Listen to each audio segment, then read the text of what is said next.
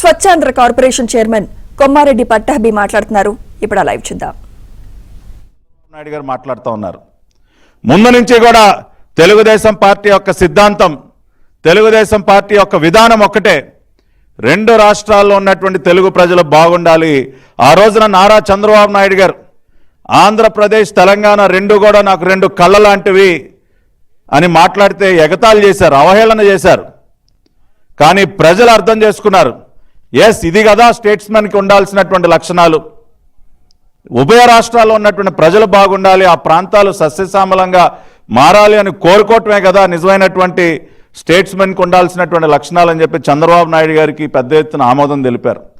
ఈ రోజుకి కూడా మేము అదే విధానాన్ని పాటిస్తున్నాం. కానీ దురదృష్టం, కేవలం తమ రాజకీయాల కోసం, తమ రాజకీయ స్వార్థం కోసం, స్వార్థ రాజకీయాన్నే పరమావధిగా భావిస్తున్నటువంటి వైసీపీ బీఆర్ఎస్ పార్టీలు చేస్తున్నటువంటి కుట్రలేంటో ఇవాళ ఒక్కసారి చూద్దాం. వీళ్ళిద్దరి మధ్య ఉన్నటువంటి సాన్నిహిత్యం గురించి కూడా ఒకసారి మనం గుర్తు చేసుకోవాలి. ఎంత సన్నిహితంగా ఉంటారో, ఎంత అవినాభావ సంబంధాలు ఉన్నాయి ఈ రెండు పార్టీల మధ్య, రెండు పార్టీల నాయకులకు కూడా ఒకసారి మనం గుర్తు చేసుకోవడానికి కొన్ని వీడియోస్ ఒకసారి మీ ముందు ప్రదర్శిస్తూ ఉన్నాం. ఒకసారి చూస్తే మీకు కూడా గుర్తొస్తుంది గతంలో ఏం జరిగిందన్నది.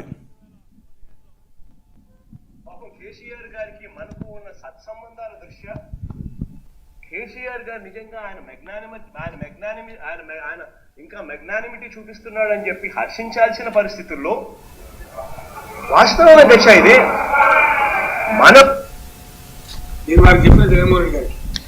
మీరు ఒకసారి కనుక వింటే మనకు ఉన్న సత్సంబంధాల దృష్ట్యా కేసీఆర్ గారు నిజంగా ఆయన ఇంకా మెగ్నానిమిటీ చూపిస్తున్నాడు అని చెప్పి హర్షించాల్సిన పరిస్థితుల్లో వాస్తవం అధ్యక్ష ఇది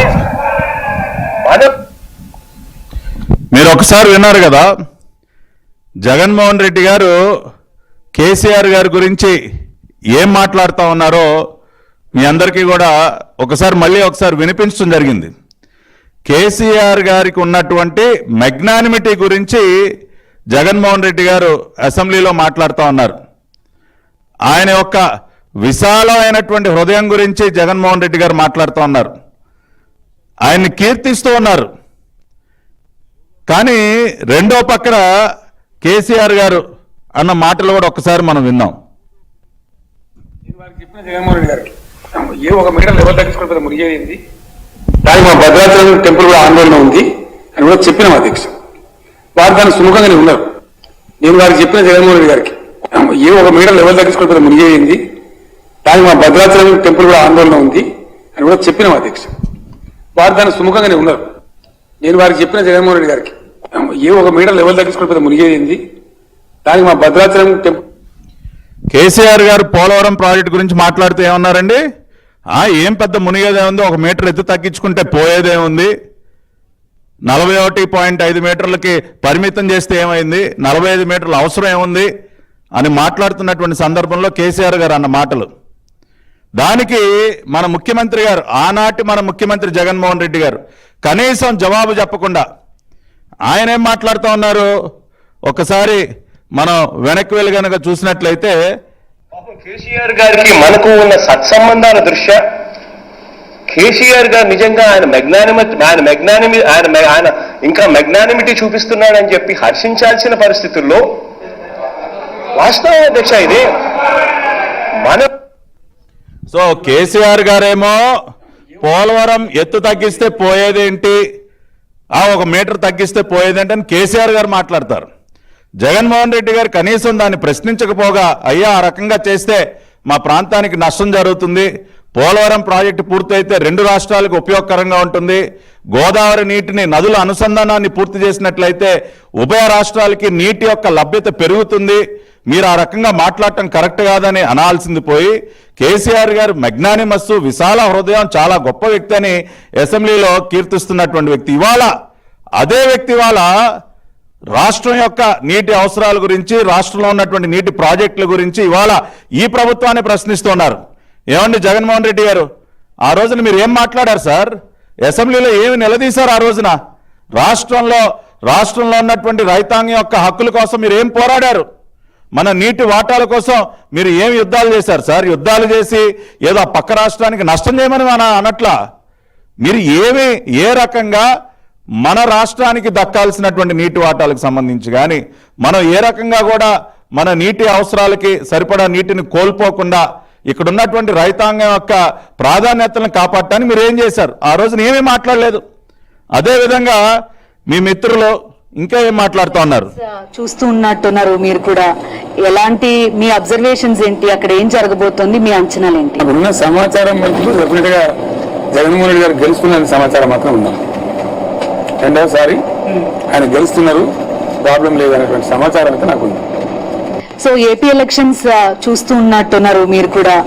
ఎలాంటి మీ అబ్జర్వేషన్స్ ఏంటి? అక్కడ ఏం జరగబోతోంది? మీ అంచనాలు ఏంటి? ఉన్న సమాచారం మటుకు డెఫినెట్ గా జగన్మోహన్ రెడ్డి గారు గెలుస్తున్న సమాచారం మాత్రం ఉందా.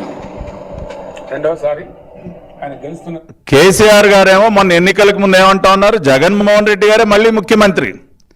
దేనికి అంటే మీ ఇద్దరు ఎజెండా ఒకటే కదా. మీ ఇద్దరు ఎజెండా ఏంటి? స్వార్థపు రాజకీయాలు, విద్వేషాలు రెచ్చగొట్టడం మీ ఎజెండా. స్వార్థపు రాజకీయాలనే పరమావధిగా భావించి పనిచేసినటువంటి వ్యక్తులు. ఎక్కడా కూడా రాష్ట్ర హితం గురించి ఉభయ రాష్ట్రాల్లో ఉన్నటువంటి ప్రజలు బాగుండాలన్న ఆలోచన మీ ఇద్దరికీ లేదు కదండి. అందుకనే మీ ఇద్దరు కూడా మంచి టీం వర్క్ చేస్తూ ఉన్నారు. మంచి టీం వర్క్ చేస్తూ ఒకరినొకరు చక్కగా ఆలింగనం చేసుకుంటూ, ఇప్పుడు కలిసి మంచి చేస్తే ఎవరు తప్పు పట్టరండి. కలిసి తప్పు చేసి కలిసి నష్టం చేసే పనులు, కలిసి విద్వేషాలు రెచ్చగొట్టడం అది తప్పు. పొరుగు రాష్ట్రంతో కలిసి పనిచేద్దని ఎవరు చెప్పరు, కానీ అది మంచి కోసం జరగాలి.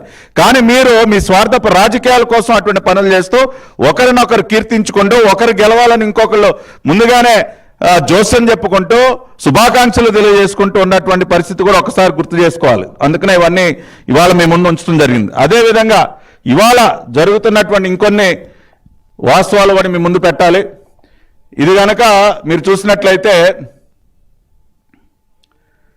ఇది ఆ రోజున కేటీఆర్ గారు ఏపీలో మళ్ళీ జగన్ మీడియా చిట్చాట్లో కేటీఆర్ వెల్లడి. కాబట్టి కేసీఆర్ గారు కేటీఆర్ గారు ఇద్దరు కూడా జగన్మోహన్ రెడ్డి గారు మళ్ళీ గెలవాలి, సో దట్ మా ఇద్దరి ఎజెండాలు ఒకటే కాబట్టి చక్కగా మేమిద్దరం కలిసి ఏదైనా చేయొచ్చు, ఎన్ని రకాలైన కుట్రలైన పన్నొచ్చని చెప్పి పాపం కేసీఆర్ గారు కేటీఆర్ గారు తెగ కోరుకున్నారు. కానీ వాళ్ళ ఆశలు నెరవేరలేదు, అది వేరే విషయం. అయినా సరే